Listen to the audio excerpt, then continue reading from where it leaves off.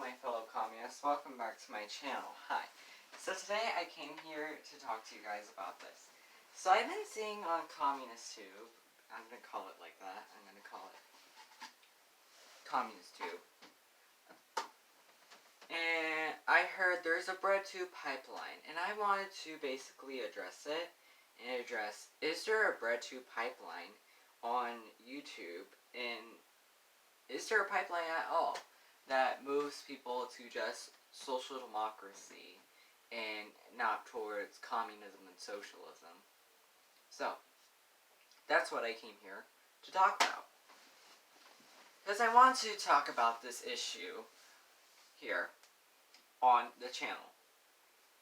Yes, I do watch breadtube channels like ContraPoints and PhilosophyTube and yada yada yada. And the only reason why I watch Vosh, even though he's like dumb on the electoral politics issues, because he tried acting like he read theory to try to prove his point, saying that, oh, Marx, Engels, and Lenin would vote for Joe Biden, when that wasn't the case, and he got trampled by communists on YouTube.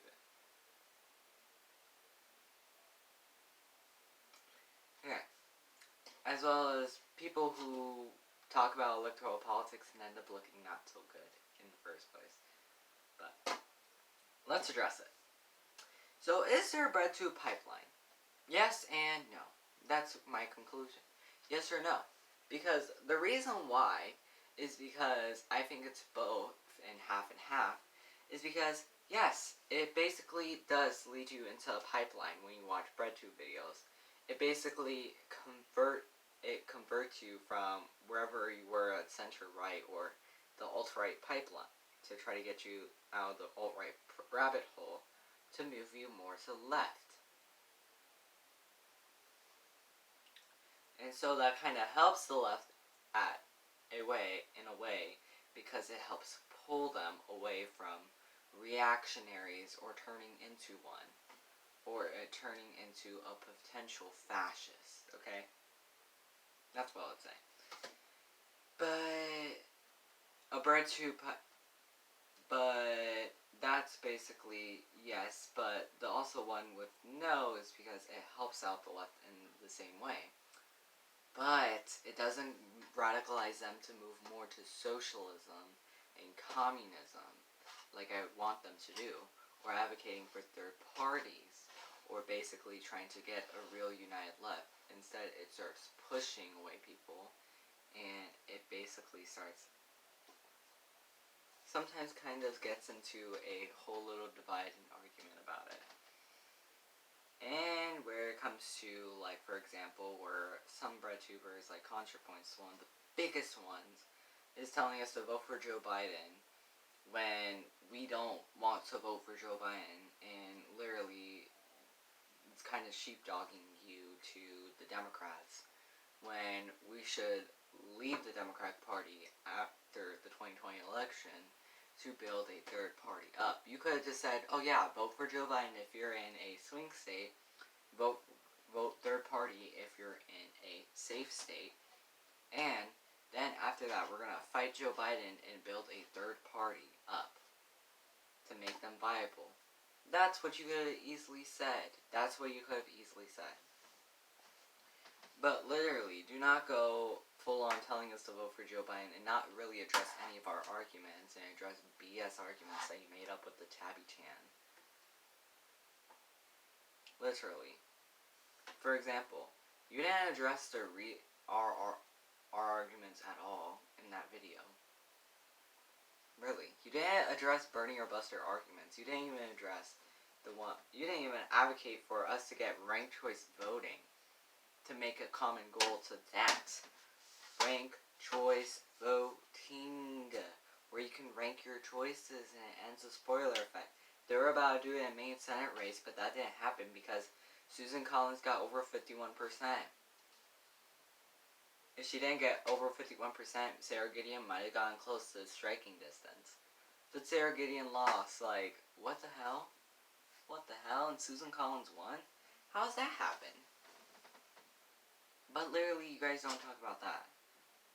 Instead, you just keep instead they keep the divide going.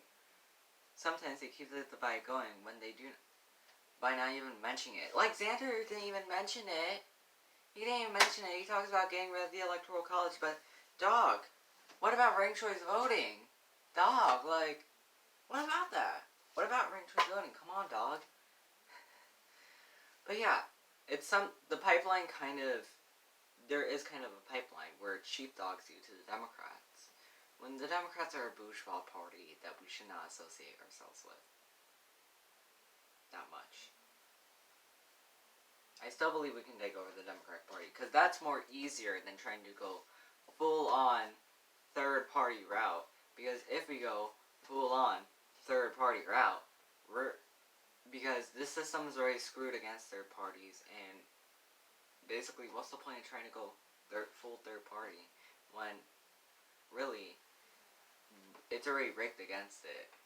It's already rigged against third parties, and third parties don't win presidential elections. We're trying to get them to 5% so they can win more offices, grow more to winning a presidential election.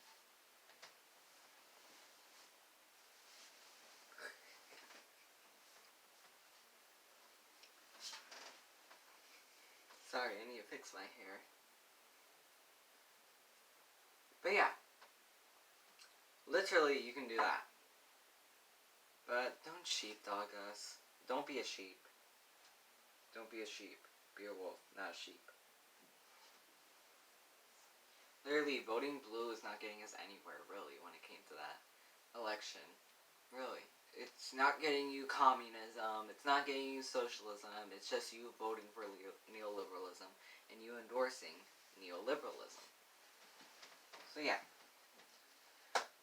But like, yeah, they're sheepdogging you, but also sometimes they actually get people to be radicalized more to communism and socialism, which I wish they could do more of that to try to court them to go more to communism. That's what they need to do. But yeah, there kind of is a breadtube pipeline, so it's a yes and no. It's half and half, really. Because when there kind of is a breadtube pipeline. Because it sheepdog you to the left, but sheepdog you to the Democrats. That's the breadtube pipeline that communists discuss. But sometimes it also gets us more communist and socialist, but then believing in vote blue no matter who. That's basically the breadtube pipeline to me, and to some communists, which I wish they could not tell us to vote blue no matter who, because it's complete BS, so. But yeah, that's what I wanted to address with this subject. So, thanks for watching, like, share, and subscribe, and I'll see you next time.